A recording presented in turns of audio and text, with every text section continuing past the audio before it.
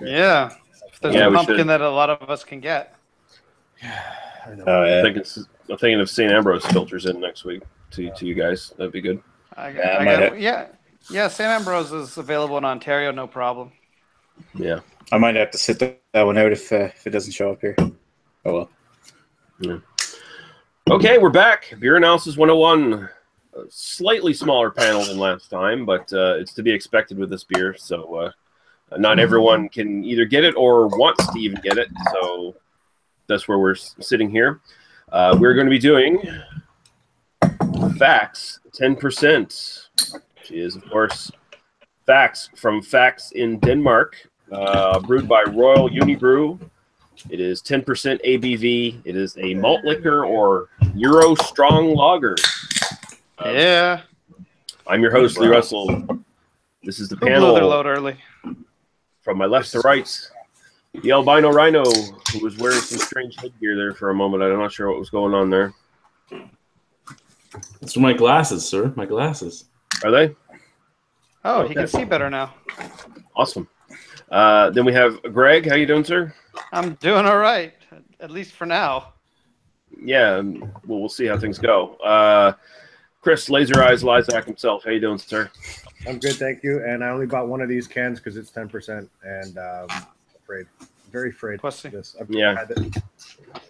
And Nicholas, how you doing, sir? I'm not doing too bad, and I just wanted to give a shout out to one person who couldn't be with us tonight. I'm gonna drink Faxe 10 out of the glass that York gave me, and just because we're all thinking about you, buddy. I wasn't thinking about him. No. Okay. So as I said, this is brewed in Denmark. The Faxe brewery itself was established in 1901. They went through a couple name changes, and they've eventually merged with another brewery, and now they call themselves Royal Unibrew. Their claim to fame, so-called, is that they have their own well on site where they get their natural filtration system of salts. And yeah, it comes from the underground, lime layers and salts, coral and lime layers. Adds valuable salts apparently to the beer. So yeah, amazing.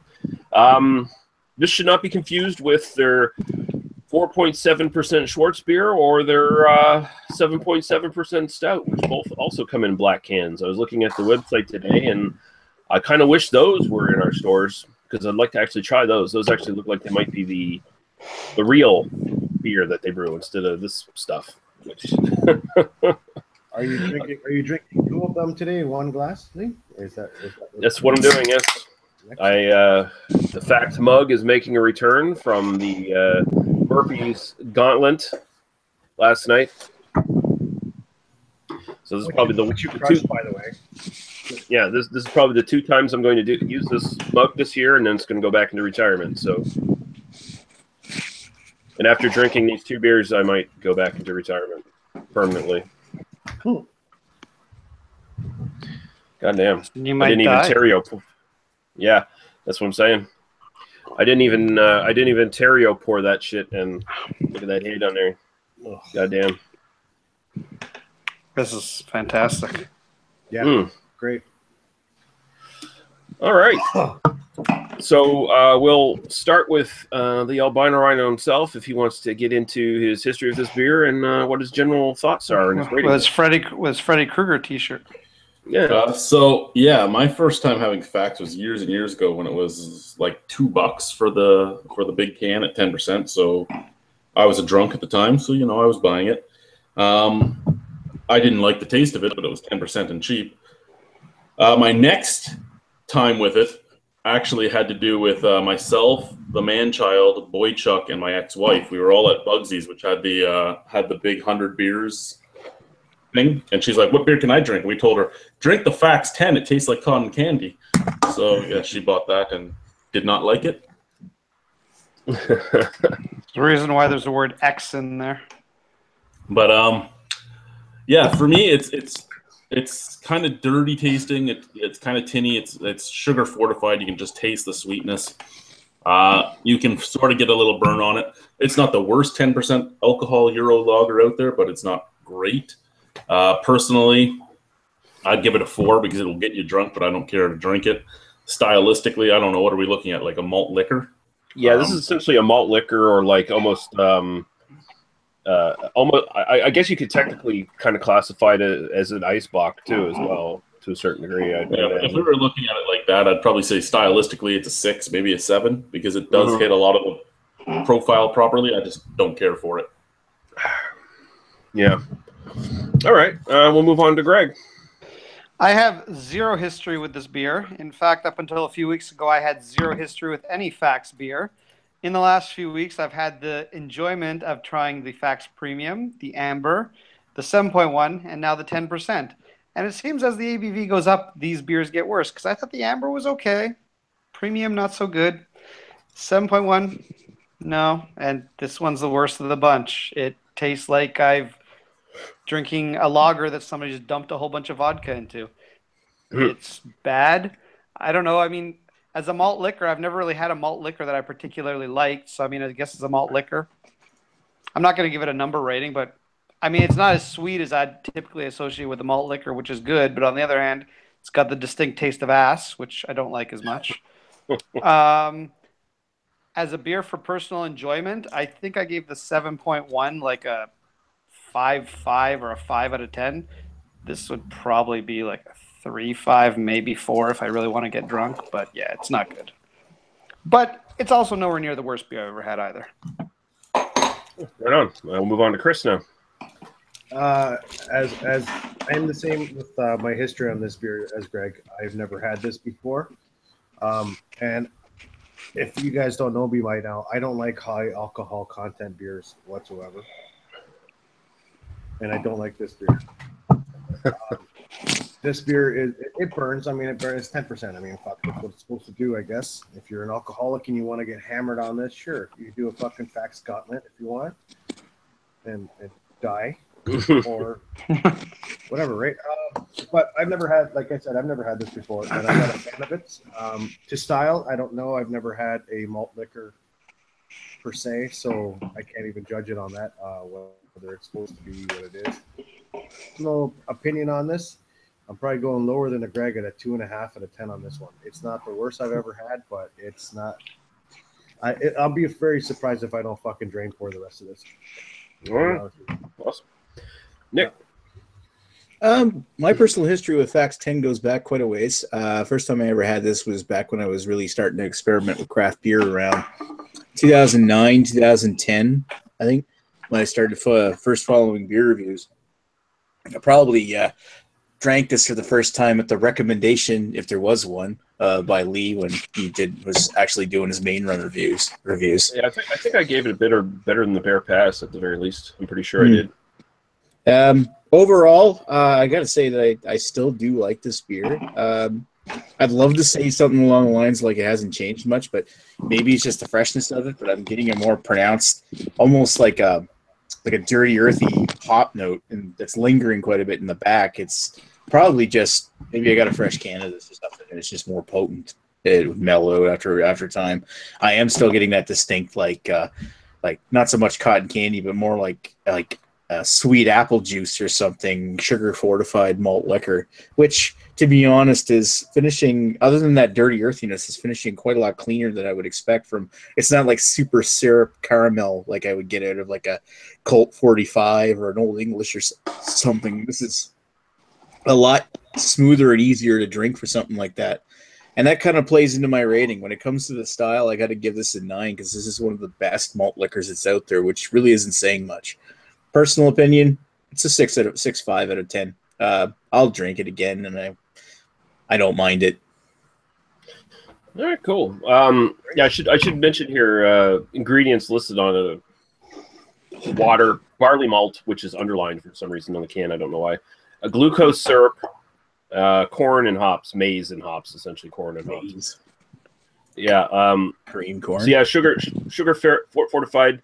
I picked this up back in the time when I was. Anytime I saw something new on the shelf, I was picking it up back in the day. So a bunch of these Faxe beers showed up all around the same time.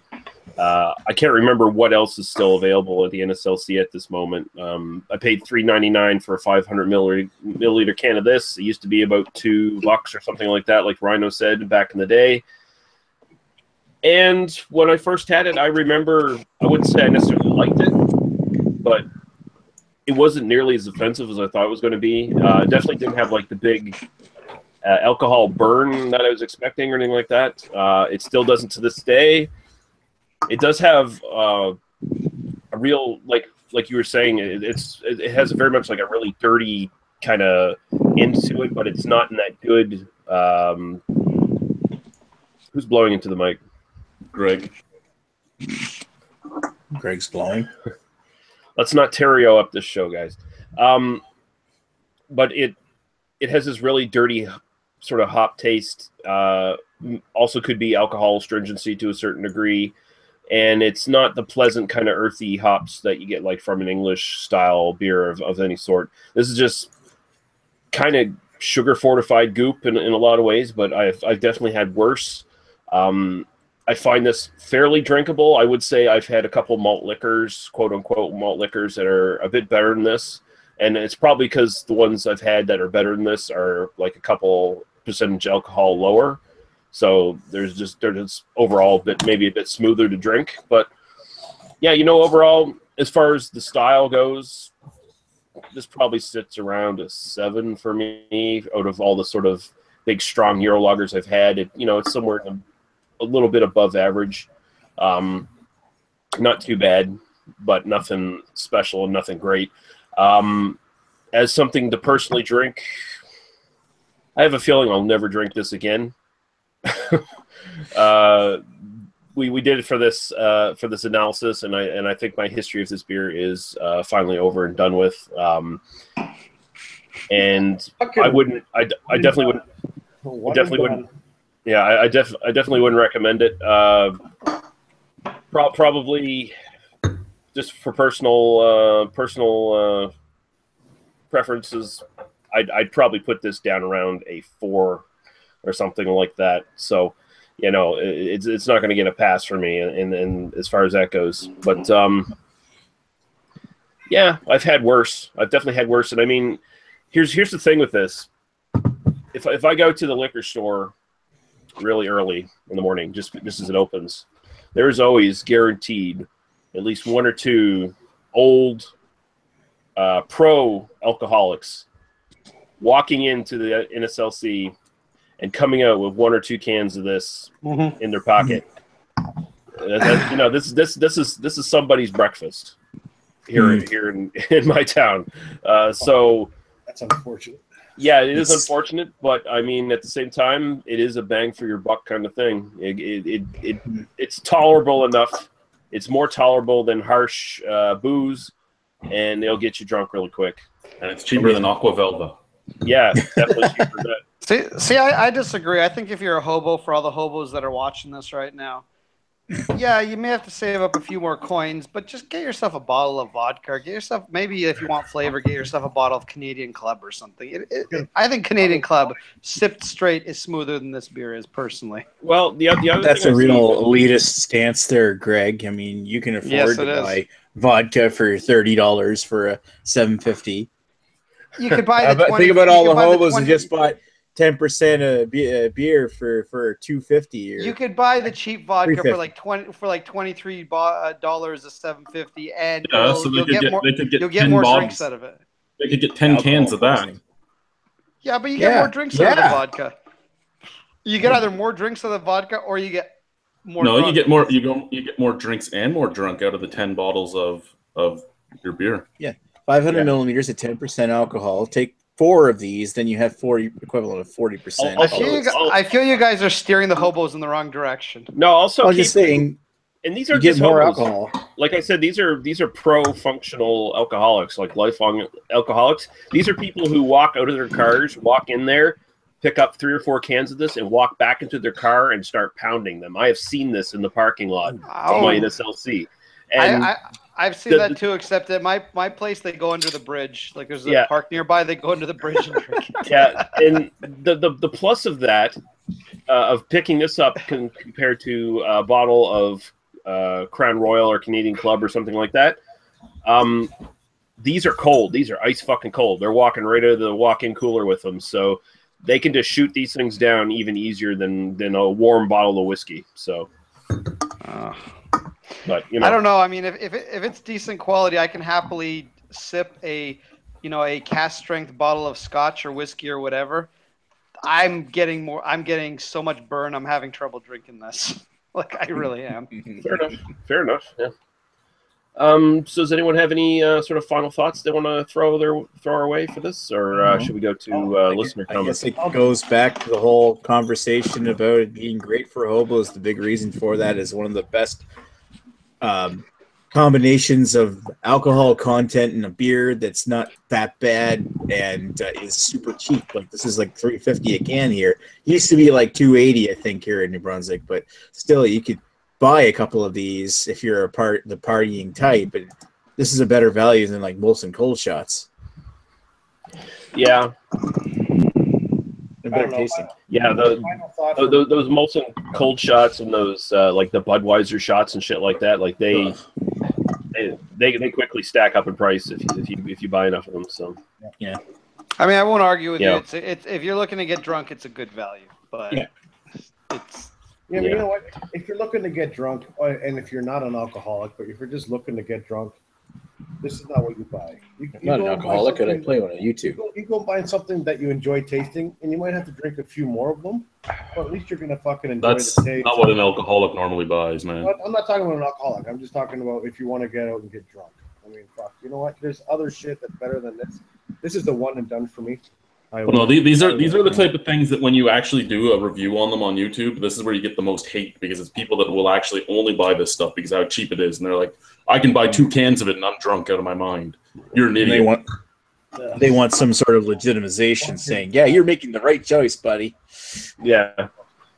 Well, you're speaking the back. Your quest to strive below mediocrity is not going to be rewarded. Remember, this is quality extra strong beer. Mm-hmm. Oh, fuck it. That's judgment. That's a fucking. You know what I would drink if I wanted a 10% alcohol beer? I would go and drink the Flying Monkeys Paranormal Pumpkin. Yes, I agree. I would drink that too, but it's also not really hobo priced. Yeah, it's close to it. It's only $2 more than this. Seasonal too, so you're not really getting that all. But that's a big pumpkin beer that Flying Monkeys makes in the cardboard box. No, they have them canned now for $4.90. That doesn't sound that bad. Oh, I sure would. All right. We're going to go to the live chat now and get through the comments before we wrap up here. Average Joe is on here saying, sorry, couldn't join you guys. I went to 3 different bottle shops today and nobody carried it. I could have driven across the border, but it's Faxe 10%. Ain't nobody got time for that. That's on you, Joe. That's on you. Yeah. Craig from Kent Beer Reviews asks, Faxe Gauntlet? Fuck no. None of us hate life that much. No, I do want to, believe it or not, I do want to maintain some semblance of health. So I'm not going to do that. Lee just got himself a brand new house. Like he's got to live life to the fullest at this point. I got a lot to live for. Average Joe says, I've never been so happy to miss a show. At least the U.S. gets one thing right by not importing this beer. And it's pretty funny that you bring that up. It's pretty funny that Paul mentioned that last night. It's so hard for the U.S. to get this beer, even though it's fucking imported from wherever. I assume that in some states, its high alcohol wouldn't mesh well with the laws in the first place. Yeah, I guess, but it's just fucking crazy how like nobody in the states can get this beer. Yeah. Don't worry, Joe. Next beer mail, I'm gonna make sure to include one of these for you. And that's pretty much the pertinent comments there. So I think we'll close this down. I think next time, depending on when we do it, either it's going to be next week or the week after, we will do something Halloween-y. So we'll do something pumpkin-y. Yay! See if we can find something pumpkin-y for us all to do. Perhaps St. Ambroise pumpkin. They will try the Saison Dupont. If you can get it from you guys can't get it. Yeah, unfortunately, good luck getting that outside of Ontario. Say yeah, something, yeah. pump. Yeah, thank you everyone for watching. I assume things are going to shuffle over to the Rhinos channel for BDU or whatever. So I'm assuming so. we'll see you guys later. Bye-bye. Later. Bye. Bye. Bye.